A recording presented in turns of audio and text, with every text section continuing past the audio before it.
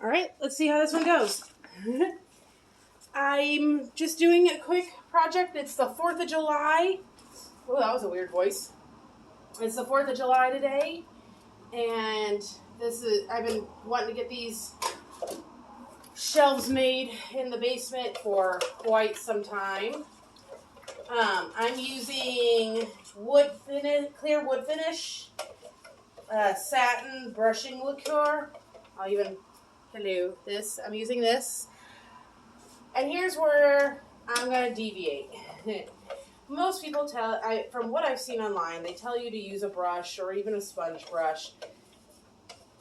I find when I use a brush, and I've done these projects a million times, every piece of wood in my house has been done this way, and for better or worse, it's the way I like to do it.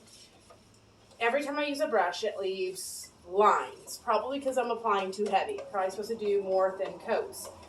I like to do 1, maybe 2 thick coats and be done with it, because I ain't got time to come out here every hour and lightly sand and do a coat. The other issue being if I've got it in like the kitchen or somewhere, then yeah, I'll do it that way, and I'll do like 10 coats and really get it protected. 10's probably excessive, but I do a lot of coats, as many as I can stand. Today I want to do something just a little different. I usually take a rag and I use a rubber glove and I just wipe it on. And then I put the rag in a Ziploc bag and I come back in an hour and do another coat. The reason why I wanted to come on today was I had an idea of turning the bag inside out, because you ruin the gloves and taking the gloves on and off, and it's so wasteful. And this stuff eats through gloves. Terrible, because it dries and hardens on them. So I was thinking maybe just use the glove. Use the bag itself as a glove, as long as I don't dip beyond the top. And then when I'm done, I just flip my hand in, and all the mess is taken care of. So let's try it out today. Let's see what happens. Get a little drippy off. So in the basement, we're redoing the bathroom. And over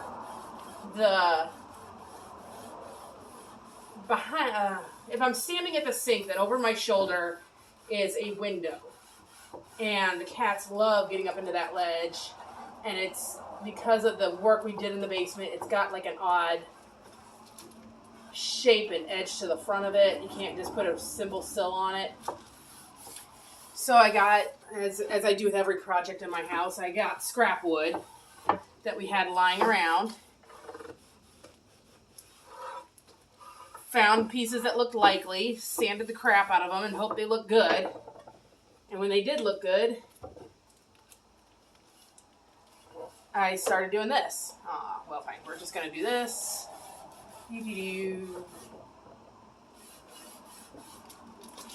Once again, not a professional. Barely know what I'm doing. My only claim to fame is I'm a carpenter's daughter.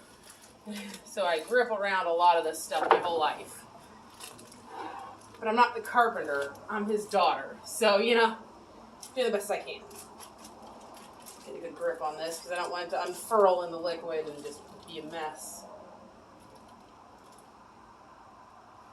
And they're pretty, if you see, I really rub it in. I get it to saturate kind of deep, and it's a thin coat because I'm rubbing the excess off as I go. This piece is going to be really interesting. This side, when I sanded it, look, it's got that beautiful dark vein in it. And it's got this wonderful wavy texture.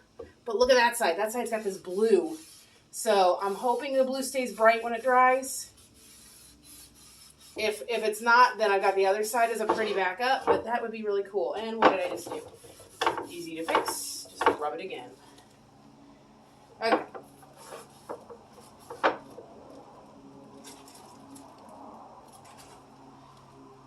Over the years, I've learned to be very, very careful about dripping. You don't want any drips to transfer down the side and onto the other side. because then you'll find them when you flip it over and you'll have to sand the whole side again, and that's a pain in the butt. Not very fun.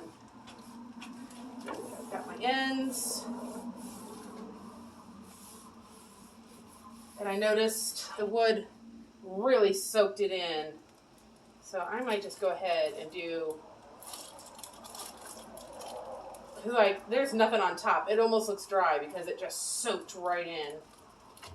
And I want a slightly more protective coat than that, so let's give it another whirligig. Just on the top, though.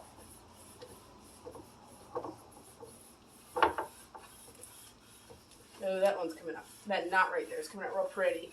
And you'll see when I flip it, where it's overlapping the current ledge, I didn't bother getting the paint off the other side of the wood. I only got the free edges. Because I'm not gonna play by sanding for 10 hours on an area no one's ever gonna see. All right, I just grabbed it, flipped it up my hand. The important part is squeeze it down, get all the air out. Close her up. When you get almost to the end, most people have messed with these before, but just in case, when you get almost to the end, squeeze all the air out you can, and then do that last little bit, and it'll stay soft for weeks. It'll eventually cure, but it'll stay soft for weeks. I am coming back to this. I don't need to take a hammer to it, but anything hard, just to tack it down real good.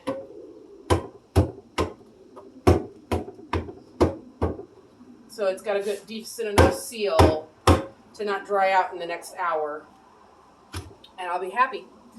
So there you go. And that's how beautiful it can be. Well, I don't have access right now to a computer. There's no way I could even try to put two videos together. So I'm not even going to try pausing today. I'm just going to say, hope you all have a wonderful 4th. Bye.